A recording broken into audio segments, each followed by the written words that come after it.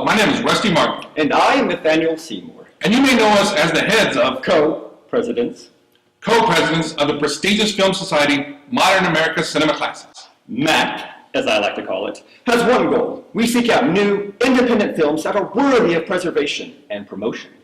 We don't accept just anything. We seek those films that fall within that prestigious classification.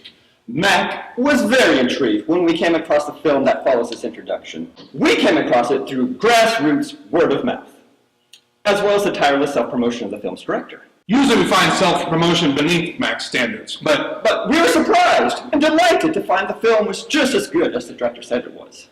Or at least in the same ballpark. Speaking of the director, we should properly introduce him. Yes, the director's name is John Cox, and he also served as the writer, producer, and editor on the film. Talk about overbearing. Loosen up the restraints, bud. Be a job creator, not a job hoarder. You can read all about his sufferings and a couple of triumphs in his new book entitled Indie, or How I Made a No-Budget Film with No Experience. Kubrickian worship aside, Mr. Cox was not alone in this film quest. He assembled some of the finest actors in the Kansas City and Ray County regions. Such exceptional performers include Salvatore Belfonte, Don Lampert, Blair Ussery, Jordan Fox, Laurie Crawford, E.J. Tangeman, and Richard Sobek, to name a few. As president of MAC, Co-president. As co-president of MAC, I often hear this question regarding new films. Should I watch it? Is it entertaining despite its shortcomings? Are the characters compelling? Is it too low budget? We were able to spot some influences. Perhaps these will persuade you. The camera movement and cinematography are heavily inspired by these two men. The writing was obviously inspired by these guys. The score pays homage to these two. The attitude comes from two of the director's favorite artists. This guy is also oddly referenced a lot. And production-wise, it's easy to see that they borrowed from this guy's style. 3 takes? That's 2 takes too many. If any of these people interest you, then maybe you'll find something to enjoy in watching this film. If none of these people interest you, perhaps watch it anyway.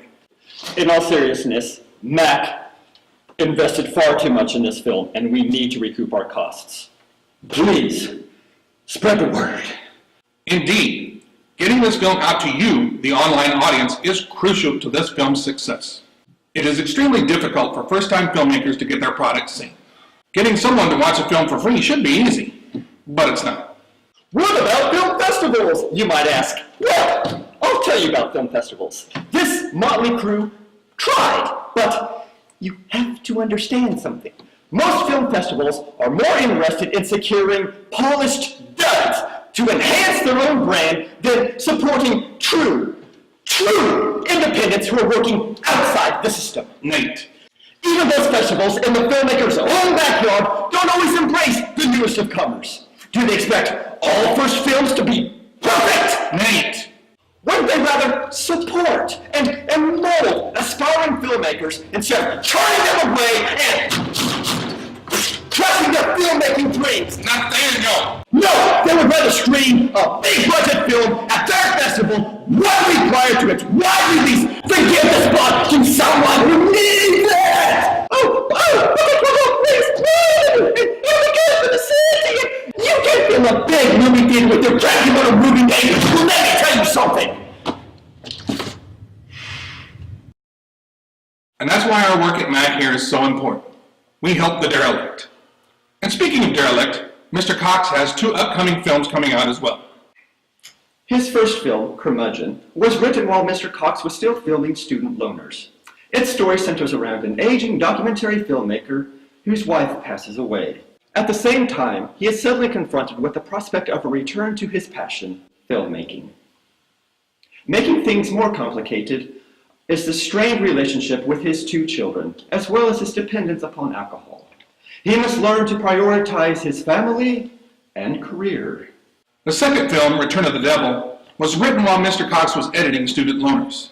The plot revolves around a trio of women who unexpectedly get caught up in horrific events. They must battle a horde of devil worshippers and prevent the arrival of the Antichrist.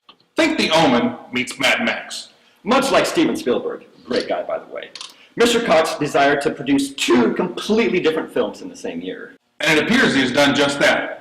He just wrapped filming on Curmudgeon a couple of weeks ago, and he is beginning the principal photography on Return of the Devil in just a matter of days. Both films feature many of the great actors seen here in Student Loners, and some new actors as well. In fact, some of the best in the region.